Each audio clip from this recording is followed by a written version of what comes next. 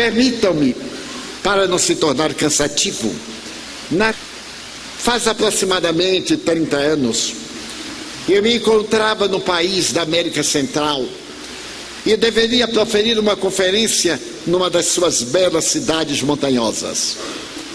Os amigos que me levavam asseveravam que deveríamos ter um público de 4.000 pessoas, indígenas, de todas as regiões da fronteira com o México, com a Guatemala, com El Salvador e etc. E no dia em que nós fomos, fizemos uma viagem muito bela de automóvel até a cidade, e veio uma tempestade como esta que nós tivemos. E isso me fez retroceder no tempo. E a tempestade era terrível. O meu anfitrião me dizia: Divaldo, quando chegarmos ao Palácio de Cristal, e eu imaginei o Palácio de Cinderela, o Palácio de Cristal daquela região, estava ansioso para entrar no Palácio de Metal, que deveria ser o nome, e não de Cristal. Mas bem, e a chuva não cedia. Então eu perguntei ao amigo: e a chuva? Ele disse: aqui é uma região tropical e é como o casco de uma tartaruga, chove, daqui a pouco está tudo bem. E a irmã chuva parecia que não gostava de mim, porque não houve Santa Clara que desse jeito. Eu só faltei colocar a vassoura de cabeça para baixo e a chuva torrencial. Então meu anfitrião me perguntou: você trouxe guarda-chuva? Eu disse: não, quando eu saí de São Paulo não estava chovendo. E assim por diante. É porque eu acho que a chuva não vai passar. Eu digo: eu acho não, eu tenho certeza que não vai passar. Depois de muitas idas e vindas, chove não chove, eu digo: vamos de qualquer forma.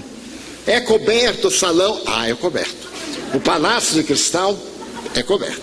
Eu digo: então, eu tenho uma voz possante, sou descendente de italiano, falo com a garganta, com o pulmão e com as mãos, então alguém há de me entender, porque eu faço tanto gesto que até os surdos me entendem. Ele sorriu, pegamos o carro, as enxurradas ameaçavam-nos, e por fim chegamos ao Palácio de Cristal. Quando ele disse: olha, meu irmão, eu olhei, era um barracão com meia parede e umas telhas de amianto. E eu disse: e o cristal? O cristal está lá dentro. Eu imaginei uma montanha de cristal para ser adorada.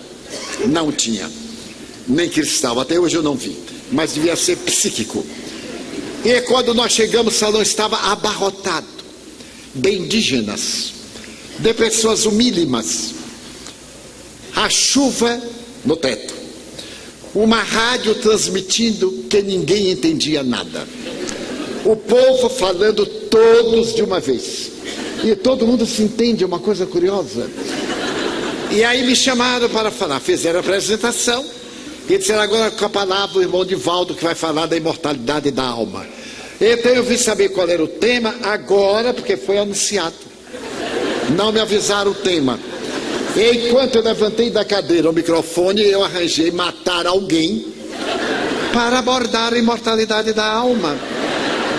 Eu disse: meu Deus, me acuda, o Senhor me arranja cada coisa, me tire desta. E quando eu abri a boca, é que a chuva. E a rádio transmitia, e o microfone apitava, e dava grito, e criança chorava. E eu dizia: o inferno deve ser mais ou menos assim. Mas já que todo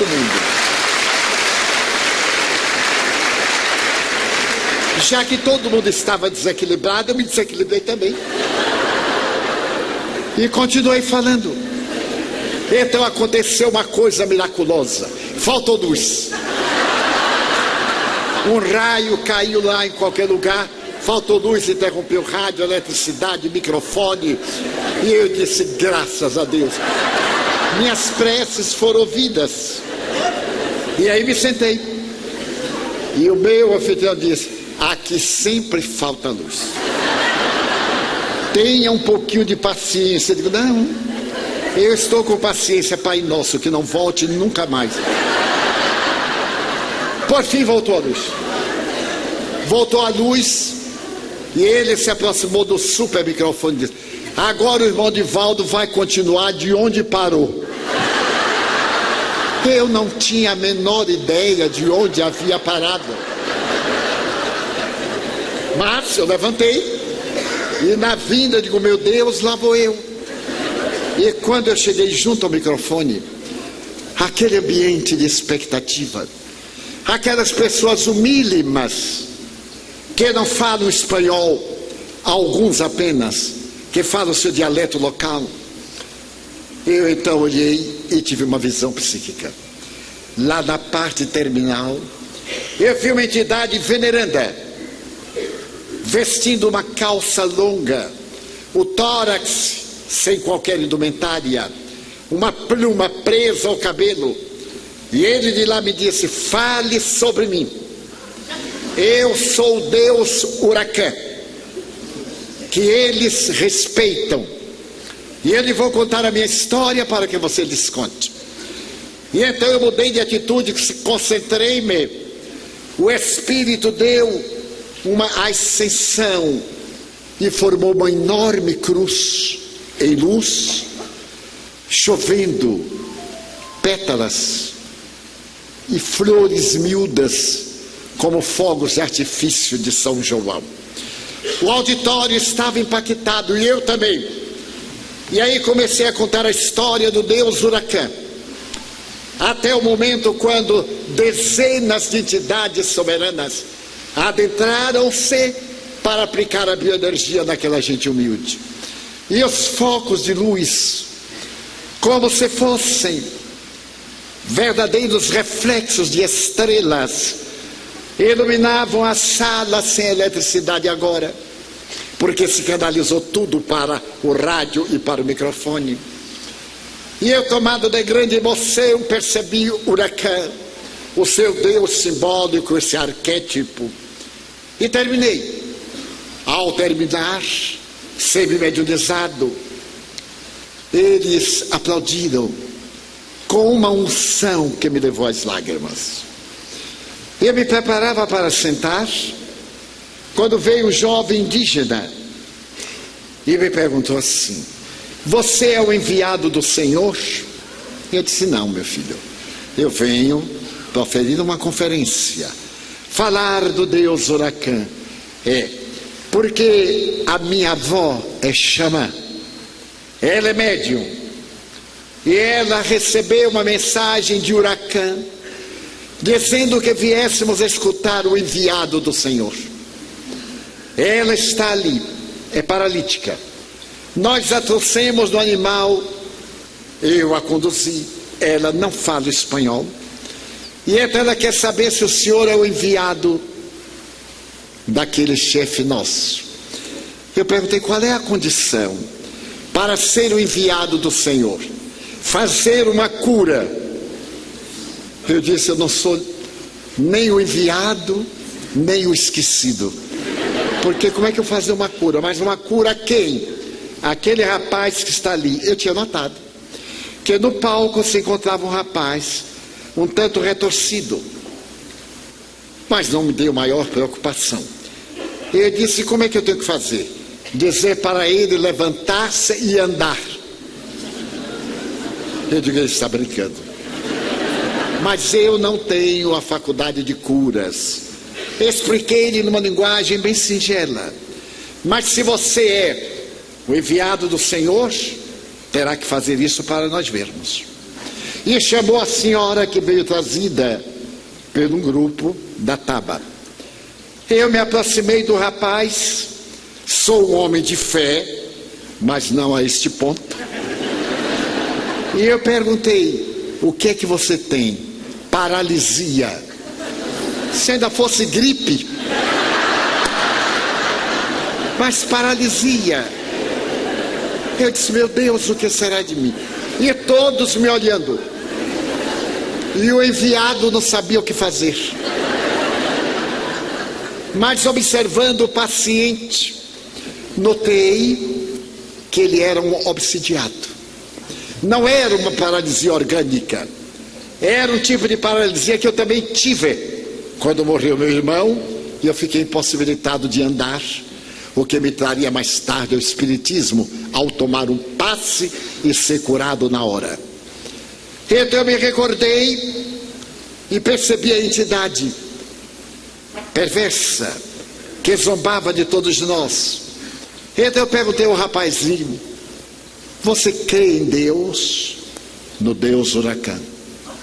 Eu digo: então, em nome do Deus Huracan, que é o representante do Pai Celestial, eu ordeno, saia dele, em nome de Jesus Cristo, e ande. Por pouco a dúvida não me perturbou, mas no momento eu tinha certeza. Então eu vi o rapaz ter uma convulsão, como se fosse uma crise epileptiforme, começou a babar, a debater-se, quiseram ajudar, eu digo: não toca. E daí uns 3 a 5 minutos, ele entrou no estado de languidez, distendeu as pernas, levantou-se e andou. Quase que eu caí. Quando ele ficou em pé, eu perguntei: mas você era paralítico mesmo? Sim, senhor. Ele disse: então ande. E ele deu os passos oscilantes. E aí veio a senhora que me disse: é o representante do Senhor. Eu perguntei: mas como a senhora sabe? Porque o representante do Senhor traz a estrela do amor na alma. E o Senhor ama. E a estrela do amor se apresenta como caridade. O Senhor não teve medo de fracassar. Então nós o respeitaremos a partir deste momento. Desnecessário dizer que foi a maior lição da minha vida, de imortalidade. E eu vejo os espíritos desde os 4 anos de idade. Como disse o Dr. Miguel, eu já psicografei 258 livros. Alguns deles em idiomas que me são totalmente desconhecidos. E especular da direita para a esquerda, para ser lido através de um espelho. Mas naquele momento que eu perguntei: você crê? Creio. Então levante-se. Podeis fazer tudo o que eu faço e muito mais. Se quiserdes, se tiverdes fé. Veio o Espírito de verdade para nos dizer que nossa vida tem um sentido. Esse ideal menor, que é a causa da nossa luta, nos impulsiona para avançar. Mas o nosso ideal verdadeiro é a imortalidade. Somos seres imortais e devemos cultivá-lo através das lições preconizadas por Jesus Cristo, que os espíritos venerandos vieram trazer para a nossa reflexão. Faz 20 e poucos anos eu tive uma parada cardíaca. E o meu cardiologista, sabendo que eu era espírita, me disse: vai morrer. Muito gentil ele. Você tem entre 28 e 30 e poucos dias se mudar toda a sua vida. Alimentação, emoções, atividades. Não falar, imagina. Dizer a baiano para não falar. O que me faz recordar uma anedota italiana, que eu sei que aqui não tem italianos. Que 2 italianos caíram ao mar. E um perguntou para o outro: você sabe nadar? Não, nem eu. Então vamos morrer, vamos. E antes de morrer vamos conversando. E conversando, chegaram à praia. Então dizer que eu não podia conversar. Fiquei deitado, aguardando a morte, alimentação especial, evitando emoções, com angina pectoris, tomando vasodilatador e aguardando a morte entre 28 e 32 dias. E eu dizia assim: meu Deus, tomara que a hora de hoje demore 2 horas. Era dia de sessão mediúnica. Para quem não sabe o que é o dia que nós nos comunicamos com os espíritos desencarnados através dos médiuns. É uma sessão de alto coturno para pessoas que conhecem a doutrina. Não é uma reunião banal, é o momento eucarístico nosso, de comunhão com a divindade. E eu estava deitado, funcionando como médium, fazia já 50 anos, e eu tinha que repousar. Quando me aparece o guia espiritual Joana de Ângeles, aos pés da cama, eu olhei o relógio, 10 para as 8. A reunião tem horário, pontualmente, 20 horas. E então ela me perguntou, que tens? Eu disse, não é possível que o meu guia espiritual não saiba o que é que eu tenho.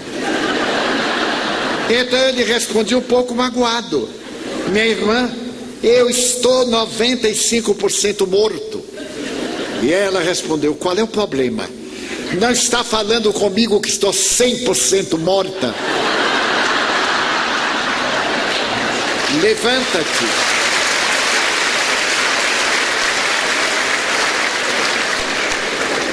Levanta-te, vamos trabalhar. Eu disse, eu morro. Porque o médico me disse que eu posso ter um infarto outra vez, uma parada cardíaca. Eu estou aqui com uma espada de Damocles sobre a minha cabeça. Quanto tempo ele te ofereceu se tu trabalhares? Eu disse, ele disse que se eu andar, ando e acabou-se. Então eu prefiro que tu morras trabalhando na ociosidade dourada de uma cama. Eu já vou para a reunião e te dou 5 minutos. Eu disse, não é possível. Esse guia quer me matar. Chamei um dos meus filhos para me levar a outro edifício, porque a nossa comunidade tem 52 edifícios, onde se realizava a reunião. E fui. Cheguei ofegante, com a dor no peito, e falei ao doutrinador, que era Nilson de Souza Pereira. Até que enfim consegui. Ele disse, mas como você está aqui? Eu digo, Joana. Porque muita gente tem guia espiritual para pedir remédio para unha encravada, para queda de cabelo. Mas o meu não. É para me dar ordens. Mas ordens assim terminais. Eu já estou indo. Ou no imperativo, vem tu, rápido. Eu digo, peraí um pouco, deixa calçar o sapato, vem de pés descalços. Não dá tempo. Muito bem. Começamos a reunião. Para quem não sabe como é, diminuímos as luzes para ficar um ambiente agradável. Oramos, lemos um texto do Evangelho, comentamos. E logo começamos o transe. Veio uma entidade nobre, diz a reunião de que se tratará. Vêm os espíritos que sofrem, se for o caso, os que nos perseguem, os que têm sede de Deus. E há um diálogo terapêutico. Alguns médios psicografam, eu psicografo. E na etapa final vem o mentor dos trabalhos, dá a mensagem terminal, 1h30 depois exatamente encerra. Eu fiz o transe, e quando eu acordei, olhei o relógio, 9h30. Então eu respirei e estava sem dor nenhuma. Aí eu cutuquei Nilson e disse, a dor passou. E como não sou de falar muito, eu digo assim, nossa, olha que benefício. Aí Joana apareceu no outro lado da mesa, e agora, cale esta boca pelo amor de Deus. Não retire as energias boas que lhe demos. Vá repousar. Eu fui repousar. Aqui estou, 20 e poucos anos depois. E o meu médico desencarnou. Eu fui ao enterro.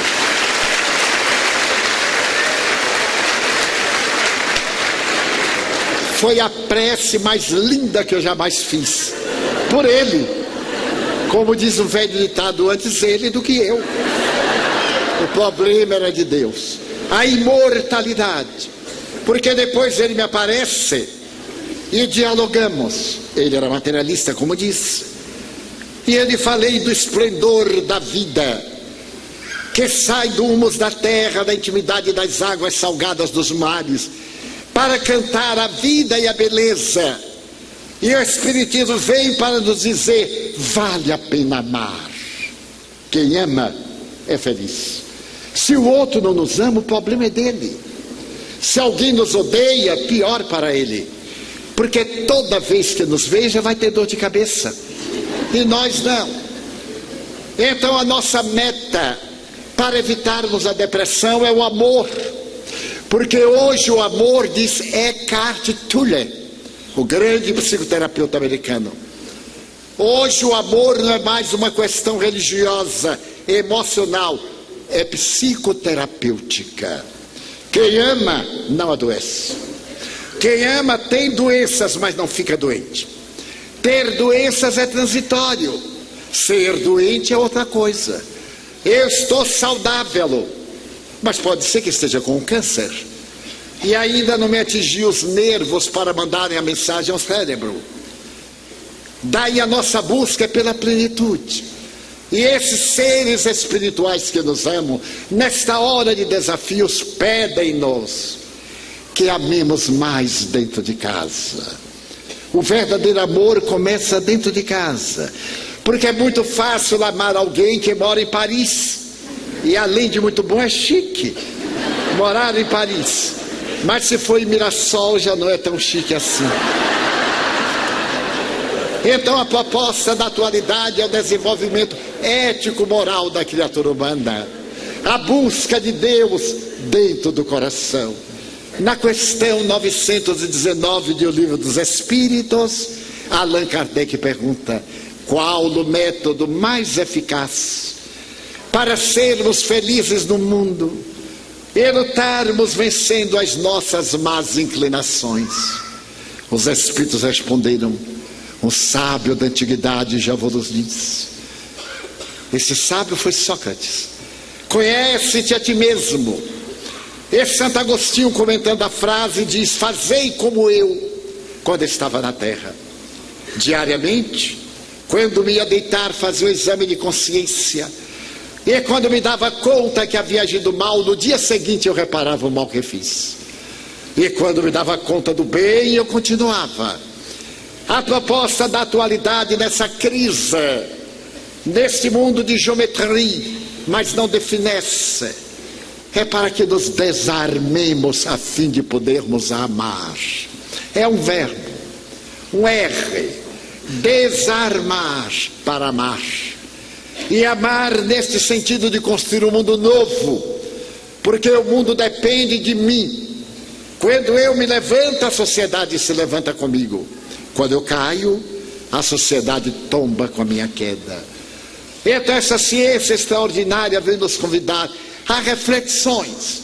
Olhemos o Papa Francisco, este notável cristão, a sua coragem, o enfrentamento com a hipocrisia vaticana, a ponto de fazer uma comparação torpe com a alta corte vaticana no começo do ano, chamá-los de enfermos pela hipocrisia, pela traição, pela infâmia, como agora furtaram documentos secretos. Isso é um crime hediondo, e é um crime. Pouco importam os objetivos de quem os furtou. Daí nós temos necessidade de fazer uma nova marcha, esta para dentro. Para fora, nós conquistamos facilmente qualquer pessoa. Subornamos, compramos, criamos. Mas a autoconquista é a nossa transformação moral para melhor.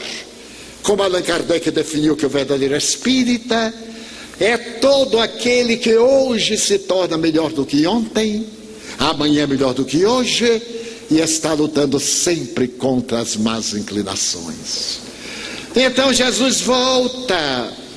Necessitamos deste homem extraordinário que por amor recebeu uma cruz, e até agora os nossos deslates, as nossas imperfeições. Mas será tão difícil amar, ou perdemos o sentido existencial? Na Mansão do Caminho, quando era um internato, agora já o não, é uma comunidade aberta, eu sabia de todos os meus filhos quando tinham namorado ou namorada. Ele chegava e dizia: namorando, hein? Poxa, tio, como é que o senhor sabe? Seus olhos. Você está com uma descarga de adrenalina e os olhos estão brilhando. Quando acabavam, eu também sabia. Ele dizia: acabou o namoro, hein, meu filho? Mas como é que o senhor sabe? Você está com este olho de peixe morto, nem aberto nem fechado. Falta de adrenalina. Então vivemos um momento histórico muito grave. o momento da nossa redenção interior, da nossa plenitude, da busca da nossa paz. Do que adianta ter e viver da aflição? Possuir, possuído pela posse possuidora. Então é necessário ser melhor, descobrir os invisíveis, dar-lhes um bom dia, uma boa tarde, um sorriso. Será que é pedir muito quando entrarmos no elevador e tiver alguém dizendo assim: olá? Toda vez que eu estou no elevador e entra alguém e não fala comigo, eu digo: ó, eu não sou um toro de bananeira que está aqui em pé, não, eu sou gente. Olá, como vai? Ah, eu não vi, eu digo: viu. Só que não falou. Mas vê como está quente, que chuva boa. Ah, é verdade, que bom. É daqui do prédio? Eu digo: mais ou menos, porque nem sou nem não sou. E então, mudarmos o mundo, mudando a nossa conduta. Dizermos àqueles a quem amamos: eu te amo. Dizer mais, dizer às nossas parceiras, aos nossos parceiros. Então, um amigo, muito amigo, diz: mas Divaldo, eu já não sinto nada por minha mulher. Eu digo: então minta. Porque o mentiroso tanto mente que termina acreditando na mentira. Olhe para ela e diga: mas você é linda.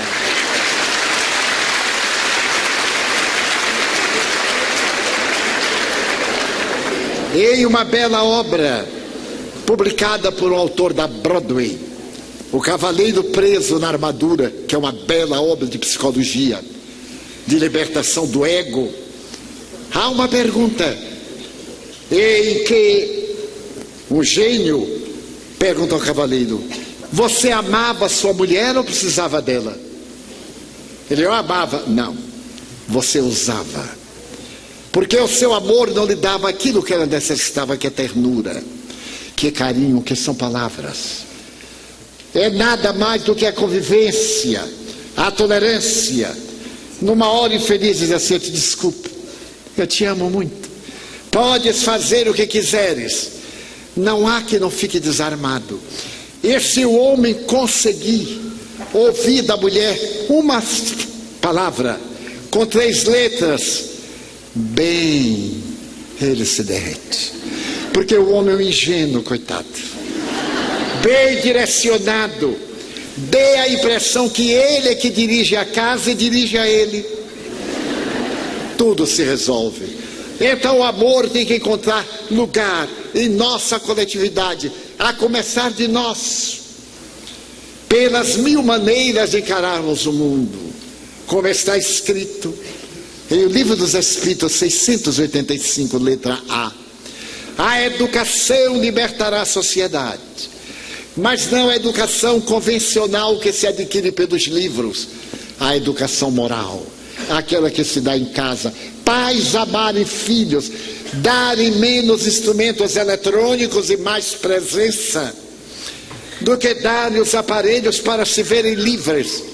Porque muitos damos coisas porque não queremos dar-nos a nós mesmos. E ninguém educa subornando. A educação nos leva à coragem de dizer não, e acabou-se. Porque eu amo você, eu nego.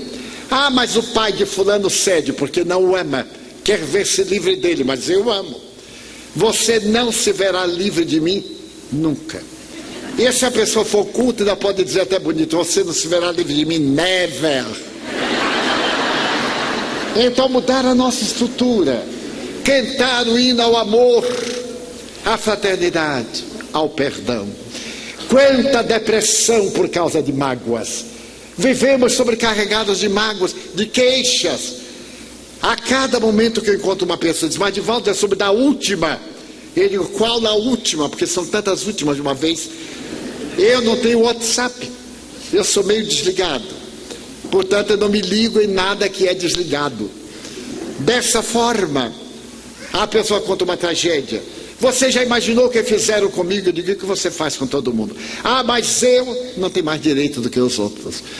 Então eu imaginei durante a chuva, me recordando da cidade da América Central, de trazer o poema de Huracán para amar, porque vai chegar o momento em que nós voltaremos à pátria, A vida é muito célere. Quando eu tinha 12 anos, eu olhava um homem de 20 e dizia: que velhote. Porque todo jovem tem a mania que vai morrer jovem, maluquice. Mas é maluquice dourada, é poeta. Quando eu completei 20 anos, eu olhei para o de 40 e digo: meu Deus, 40 anos, que coragem de viver tanto. Então eu completei 40, me olhei no espelho e digo: para 40 até que está bem. Saltei para o de 50, como é que vive meio século? Olha que meio século são muitos anos. Aí eu completei 50, olhei para um de 70 e digo: 50 está bem, mais 70. Arrastar os pés, colocar a dentadura no copo, na cabeceira da cama, não, de jeito nenhum. De repente eu me barbeava, era dia do meu aniversário, 70 anos, eu quase tive um surto depressivo. Olhei, 70 anos de Valdo, 70 anos, que horror, fiquei com tanta pena de mim. Mas aí eu vi um velhote de 80. E quando eu estou para pegar o avião, que aquelas moças lindas têm preferência às grávidas, crianças de 2 anos até 2 anos, cartão verde, amarelo, roxo, cor-de-rosa, e o pessoal da melhor idade, e aí vem a melhor idade, eu viro de lado, para não ver a melhor idade, porque eu adoro a pior idade dos 40 anos. Mas a melhor dos 70, vantagem, não paga ônibus. Olha que vantagem. Então eu fico olhando. E um dia uma jovem se atreveu a olhar para mim: o senhor quer entrar? Eu digo: sim, porque eu tenho cartão vermelho. Mas não cedi. De repente, eu completei 80 anos. Aí eu senti um peso.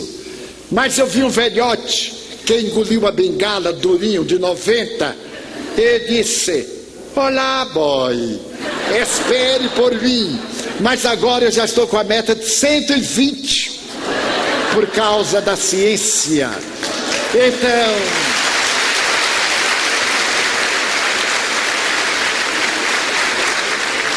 o amor nos dá alegria, a alegria de viver. Eu sempre me pergunto: terei medo da morte? Não. Preocupo-me com o morrer. Porque não sei, uma enfermidade longa, depaupera, muda o nosso sistema nervoso, um Alzheimer, a estrutura do cérebro diminui, um Parkinson, uma enfermidade debilitadora.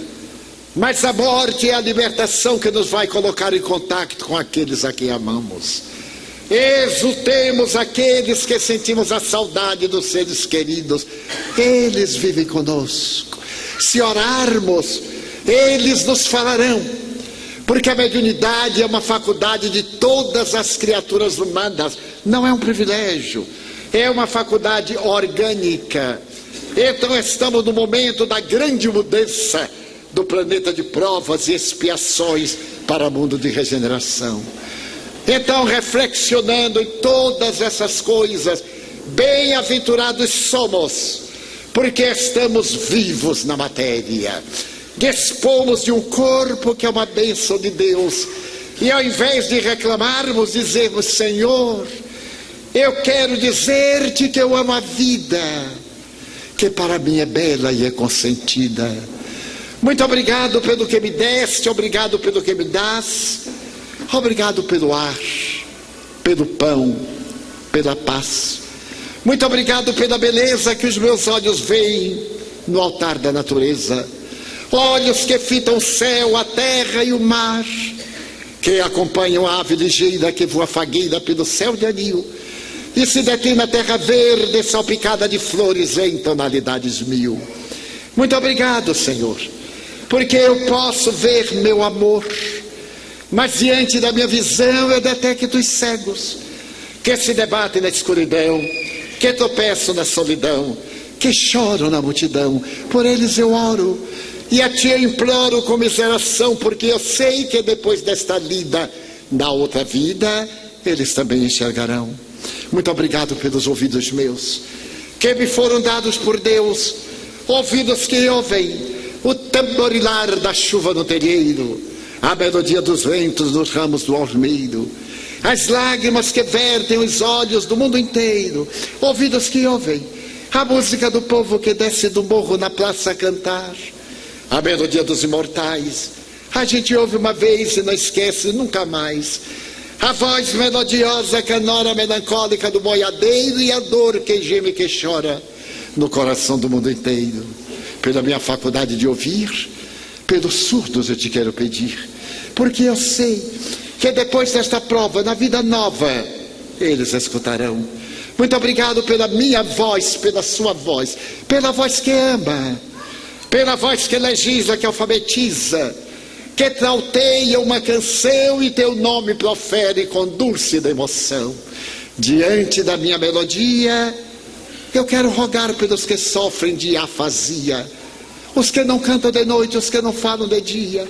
Oro por eles, porque eu sei que depois desta prova, na vida nova eles cantarão. Obrigado pelas minhas mãos, mãos que aram, mãos que semeiam, mãos que agasalham, mãos de ternura que libertam da amargura, mãos que apertam mãos, mãos dos adeuses que limpam feridas, que enxugam lágrimas, suores das vidas, pelas mãos de poesias, cirurgias, psicografias, sinfonias, pelas mãos que atendem a velhice, a dor, o desamor, pelas mãos que no seio embalam o corpo de um filho alheio sem receio, e pelos pés que me levam a andar sem reclamar. Muito obrigado, Senhor, porque eu posso bailar diante do meu corpo perfeito. Eu te quero louvar, porque eu vejo na terra aleijados, amputados, marcados, paralisados, que não se podem movimentar. Eu oro por eles, porque eu sei que depois desta reencarnação, eles também bailarão. Muito obrigado, por fim, pelo meu lar. É tão maravilhoso ter um lar. Não é importante se este lar é uma mansão, uma favela, um ninho, um gravato de ouro, um duplex, um bangalô, seja lá o que for, mas que dentro dele exista a figura do amor de mãe, ou de pai, de mulher, ou de marido, de filho, ou de irmão, a presença de um amigo, alguém que me dê a mão, a companhia de um gato ou de um cão, porque é muito triste viver na solidão.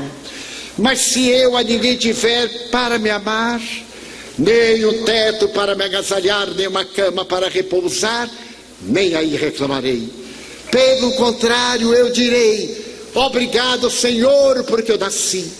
Obrigado, Senhor, porque eu creio em Ti. Pelo Teu amor, obrigado, Senhor, pela Sua atenção. Muito obrigado, senhores. Mas naquele momento que eu perguntei: você crê? Creio. Então levante-se. Podeis fazer tudo o que eu faço e muito mais, se quiserdes, se tiverdes fé. Veio o Espírito de verdade para nos dizer que nossa vida tem um sentido. Esse ideal menor, que é a causa da nossa luta, nos impulsiona para avançar. Mas o nosso ideal verdadeiro é a imortalidade. Somos seres imortais e devemos cultivá-lo através das lições preconizadas por Jesus Cristo, que os Espíritos venerandos vieram trazer para a nossa reflexão. Faz 20 e poucos anos eu tive uma parada cardíaca, e o meu cardiologista, sabendo que eu era espírita, me disse: vai morrer. Muito gentil ele. Você tem entre 28 e 30 e poucos dias, se mudar toda a sua vida.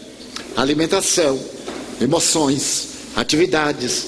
Não falar, imagina. Dizer a baiano para não falar.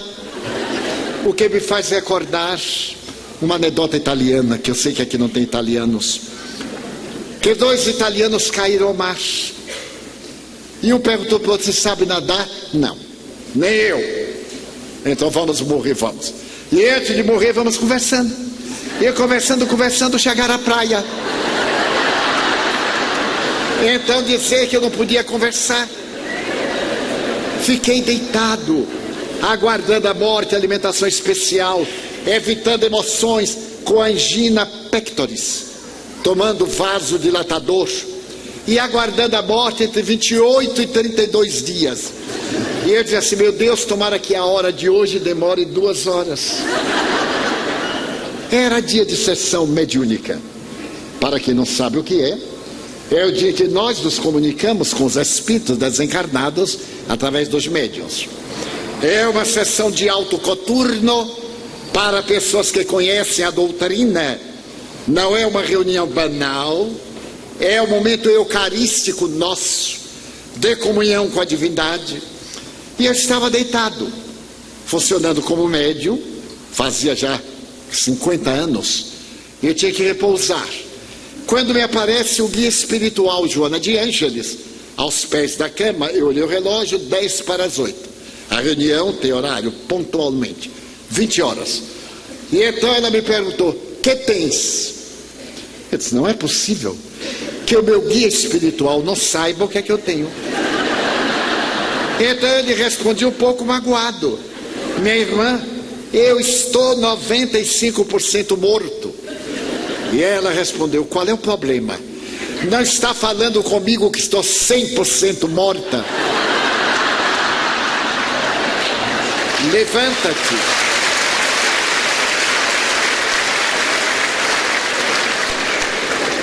Levanta-te, vamos trabalhar. Eu disse: eu morro. Porque o médico me disse que eu posso ter um infarto outra vez, uma parada cardíaca. Eu estou aqui com uma espada de Damocles sobre a minha cabeça.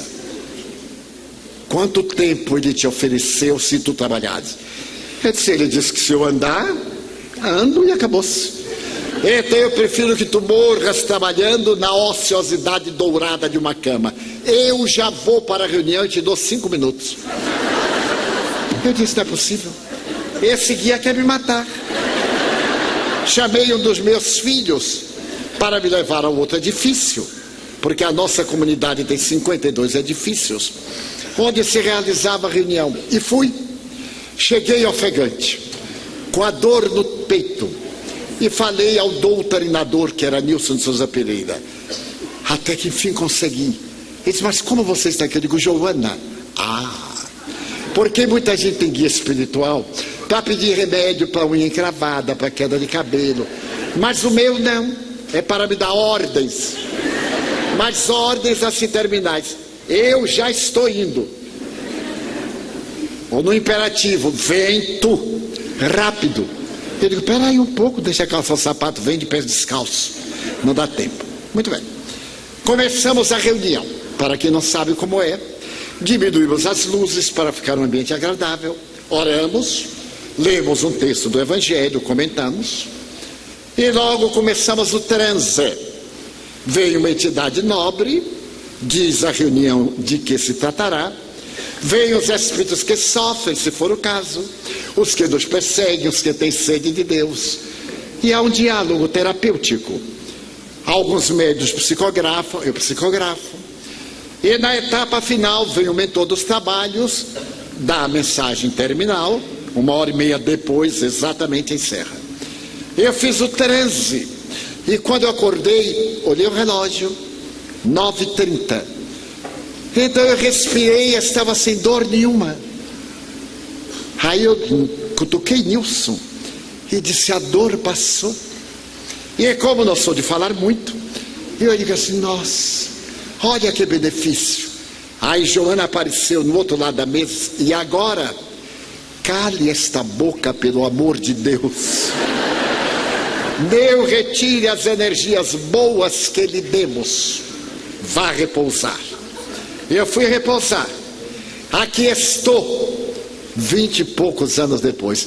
E o meu médico desencarnou. Eu fui ao enterro. E então eu mudei de atitude, concentrei-me. O Espírito deu uma ascensão e formou uma enorme cruz em luz, chovendo pétalas e flores miúdas como fogos de artifício de São João. O auditório estava impactado e eu também. E aí comecei a contar a história do Deus Huracão. até o momento quando dezenas de entidades soberanas adentraram-se para aplicar a bioenergia naquela gente humilde. E os focos de luz, como se fossem verdadeiros reflexos de estrelas, iluminavam a sala sem eletricidade agora, porque se canalizou tudo para o rádio e para o microfone. E eu, tomado de grande emoção, percebi o Huracan, o seu Deus simbólico, esse arquétipo, e terminei. Ao terminar, semi-mediunizado, eles aplaudiram com uma unção que me levou às lágrimas.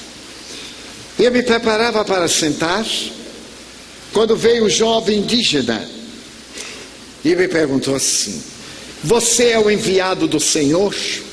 Eu disse: não, meu filho, eu venho proferir uma conferência, falar do Deus Huracan. Porque a minha avó é xamã, ela é médium, e ela recebeu uma mensagem de Huracan, dizendo que viéssemos escutar o enviado do Senhor. Ela está ali, é paralítica. Nós a trouxemos no animal, eu a conduzi, ela não fala espanhol, e então ela quer saber se o senhor é o enviado daquele chefe nosso. Eu perguntei: qual é a condição para ser o enviado do Senhor? Fazer uma cura. Eu disse: eu não sou nem o enviado, nem o esquecido. Porque como é que eu fazer uma cura? Mas uma cura a quem?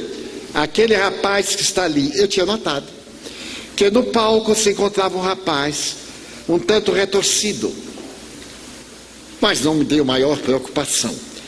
Eu disse: como é que eu tenho que fazer? Dizer para ele levantar-se e andar. Eu digo: ele está brincando.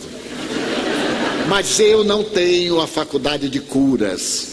Expliquei-lhe numa linguagem bem singela: mas se você é o enviado do Senhor, terá que fazer isso para nós vermos. E chamou a senhora que veio trazida por um grupo da Taba. Eu me aproximei do rapaz, sou um homem de fé, mas não a este ponto. E eu perguntei: o que é que você tem? Paralisia. Se ainda fosse gripe. Mas paralisia. Eu disse: meu Deus, o que será de mim? E todos me olhando. E o enviado não sabia o que fazer. Mas observando o paciente, notei que ele era um obsidiado. Não era uma paralisia orgânica. Era um tipo de paralisia que eu também tive quando morreu meu irmão e eu fiquei impossibilitado de andar, o que me traria mais tarde ao espiritismo, ao tomar um passe e ser curado na hora. Então eu me recordei e percebi a entidade perversa que zombava de todos nós. Então eu perguntei ao rapazinho: você crê em Deus? No Deus Huracan. Eu digo: então, em nome do Deus Huracan, que é o representante do Pai Celestial, eu ordeno, saia dele, em nome de Jesus Cristo, e ande. Por pouco a dúvida não me perturbou, mas no momento eu tinha certeza. Então eu vi o rapaz ter uma convulsão, como se fosse uma crise epileptiforme, começou a babar, a debater-se, quiseram ajudar. Eu digo: não toca. E daí uns 3 a 5 minutos, ele entrou no estado de languidez, distendeu as pernas, levantou-se e andou. Quase que eu caí. Quando ele ficou em pé, eu perguntei: mas você era paralítico mesmo? Sim, senhor. Ele disse: então ande.